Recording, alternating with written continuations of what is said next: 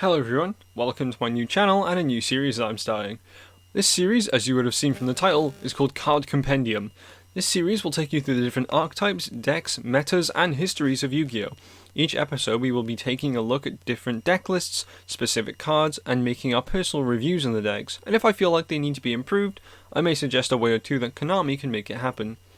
Well, without further ado, let's open the compendium.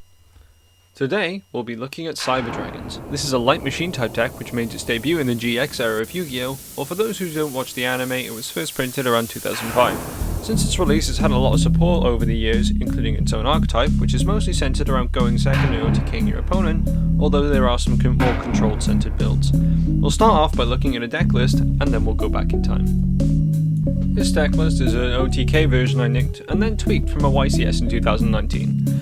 The main focus of this deck is to prevent your opponent from constructing an unbreakable board while still committing to one, then turn the duel over on them by breaking that board and either going for lethal or taking control of that game by saying some things of yourself. The original list I took this from came top 8 at the YCS it attended, which just goes to show that they're still competent even though they're such an old deck.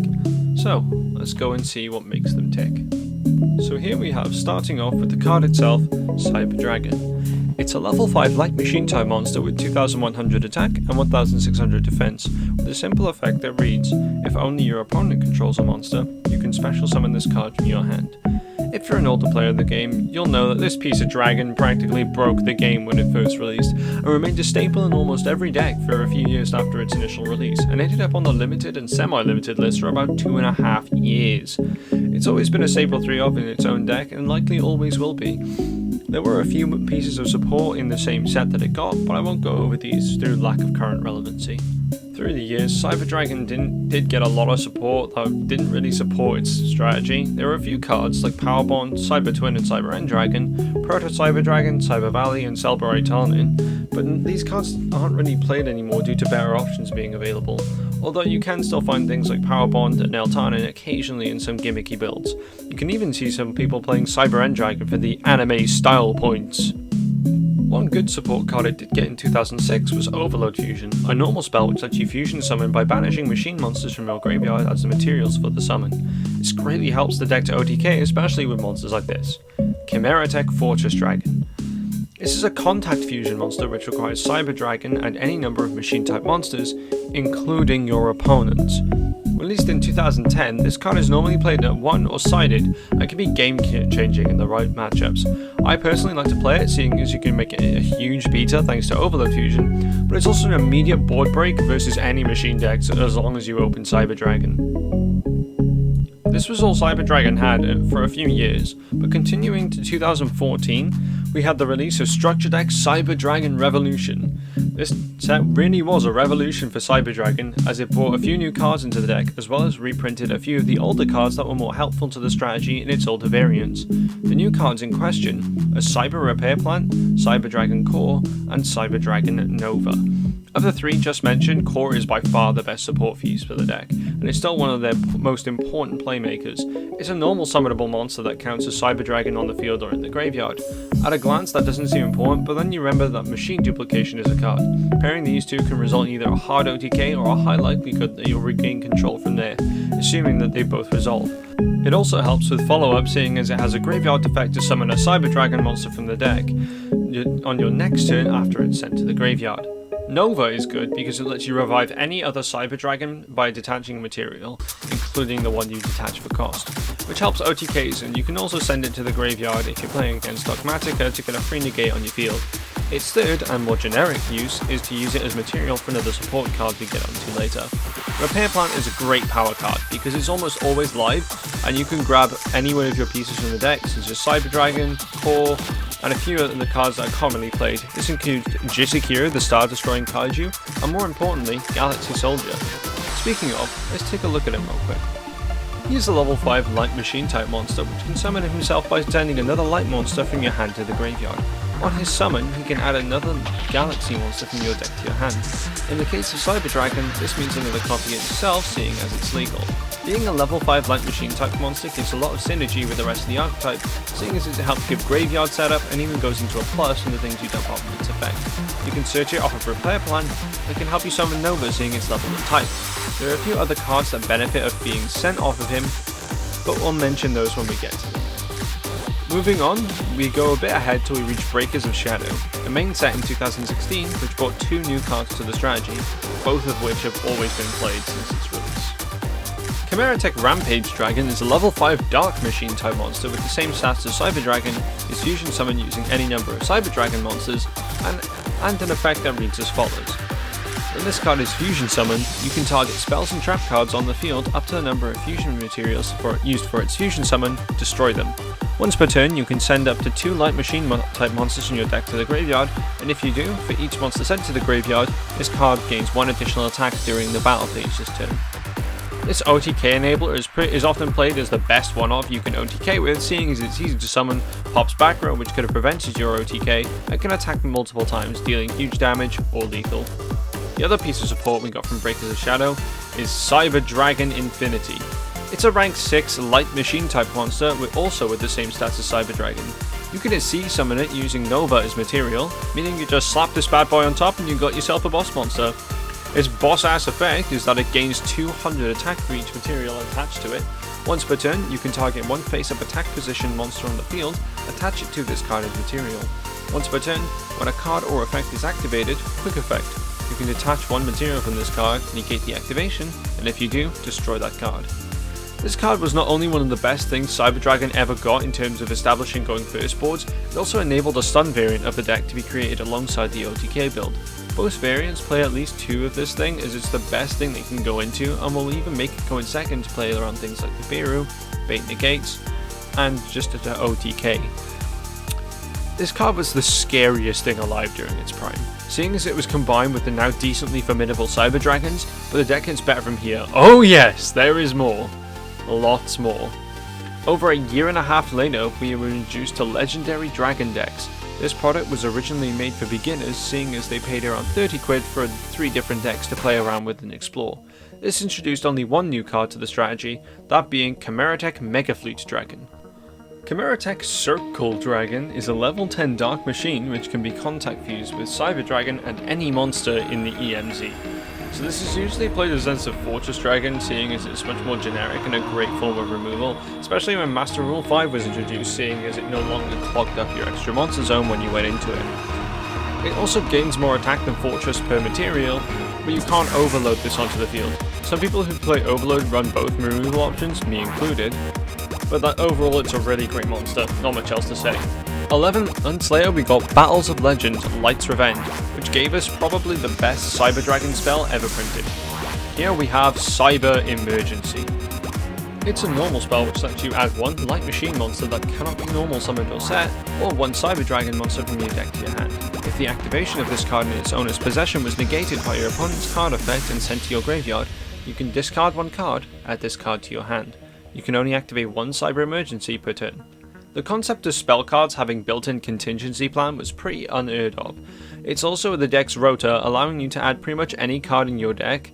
This alone gave a huge consistency boost to the deck, making it way stronger than it was before.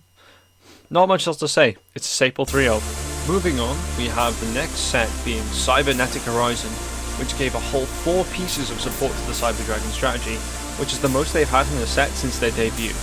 In Cybernetic Horizon, they brought out 1 each of an effect, link, spell, and trap.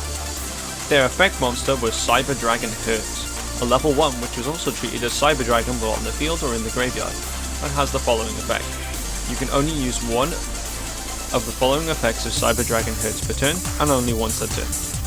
If this card is special summoned, you can make this card's level become 5 until the end of the turn. Also, you cannot special summon monsters for the rest of the turn, except machine type monsters.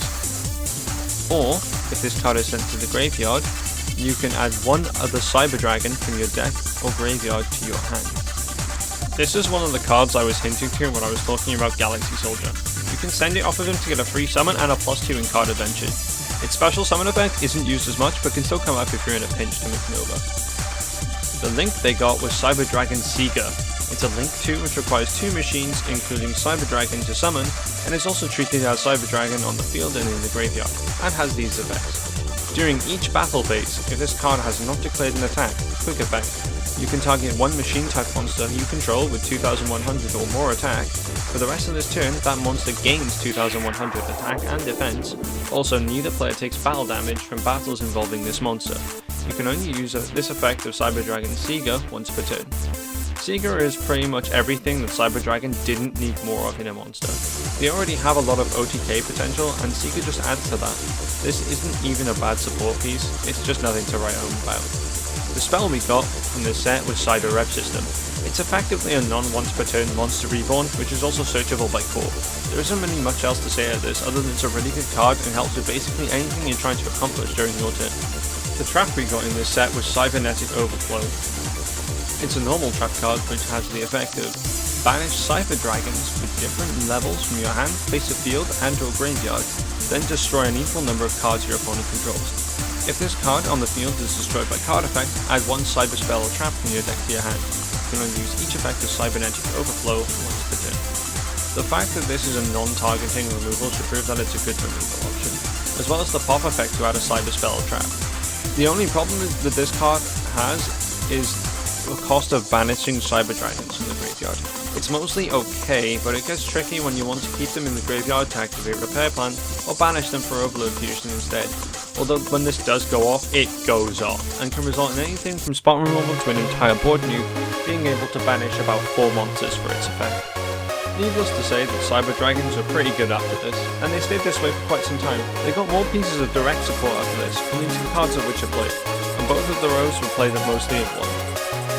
They're also seen commonly using other generic cards, seeing as it supports the placeholder deck and gives them more options. The next support wave came in Legendary Duelist, by Dragon Abyss, a side set which focused on cards played by rivals in the anime, giving new support to said strategies, including Cyber Dragon. Their best support card, and the only one played of these, was CYBERLOAD Fusion. It's a quick play spell which lets you fusion summon one fusion monster from your extra deck that lists a Cyber Dragon monster as material, by shuffling the fusion material listed on it into the deck from among your cards on the field and or your face-up banished cards, but monsters you control cannot attack for the rest of this turn except that fusion summon monster. You can only activate one CYBERLOAD Fusion per turn. This is just another great OTK spell while being a recycling option from the cards you would have banished off of Overload or Overflow. But however, by the time you used Overload, you already would have won the duel already, and if you use it to recycle your Overflow target, you still don't have as much graveyard setup as you'd want. It's a situational that can be good when you... The PSCT on this card is a little strange though. Your cards on the field. Does that mean I can use the Jizukiro I gave to my opponent? Their latest support piece was Cyber Dragon NACHSTER. It's a level 1 light machine type monster that also becomes Cyber Dragon whilst on the field or in the graveyard. Its effects let you discard another monster to special summon it from the hand.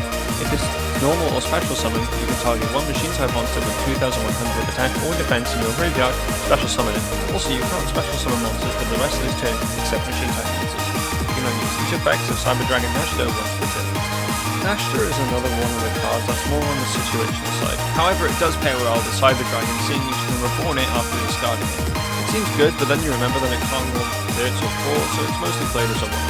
There haven't been any more Cyber Dragon support since NACHSTER, and to be honest, there isn't a lot you can do with this deck. They had some issues like what do I do with Core after I use this effect? What do I do turn 1 which isn't Infinity Overflow Pass? And how can I get my fusions out more consistently? All of these issues were resolved by playing outside support. The core issue was solved by Salamangreat Almirage. It's a link 1 that can be made with only the smaller Cyber Dragons. It gives protection effect to anything by tributing itself and targeting the monster it wants to protect. The turn 1 problem was solved with IP Masquerena. It's a link 2 which lets you link summon on your opponent's turn, which adds another form of disruption cutting first, but you can use it to make things like Nightmare Unicorn and Underworld Goddess. Nightmare Unicorn can give it discard to shuffle a card on the field back into the deck, and Underworld Goddess can be link summoned using one of your opponent's monsters as material. Both cards are forms of removal, and IP makes the card indestructible from card effects. Underworld Goddess also has a negate on it, which is why most players run this, seeing as it's 2 disruptions, but it costs more to go into, seeing as it's a link 5, whereas Unicorn is a link 3. The fusion consistency issue was solved yet by another link monster, Predaplant Verte Anaconda. Bondi Anaconda here is a link 2 that lets you play 2000 life points and send any fusion spell from your deck to the graveyard, then apply that effect. As you can see, it just turns any 2 monsters on your field into access to one of your fusions, which is just what else needs to be said. So after looking at all of that, what do I think of Cyber Dragons? Are they still good? Still viable today? Well, they're really fun to play, and they're a good deck for beginners seeing as they explain a lot of the summoning mechanics, and a lot of the main deck is really affordable for new players, and the extra deck isn't too bad either, as the most expensive card can be switched for a budget option. I think they're a really good going second strategy, and they can go first, but that doesn't necessarily mean that they should. I think they're viable at a local, maybe regional level, but I don't think they'd go much further than that. And with that, we can close the card compendium for today. Hey, just me. Thanks for everyone for listening to this video, I hope you enjoyed it. I'm definitely doing more sorts of stuff for this, so if you have a different deck you want me to look into, comment down below and just see if you want, and I'll look into it. But yeah, I hope you enjoyed, and I'll see you guys soon. Bye bye.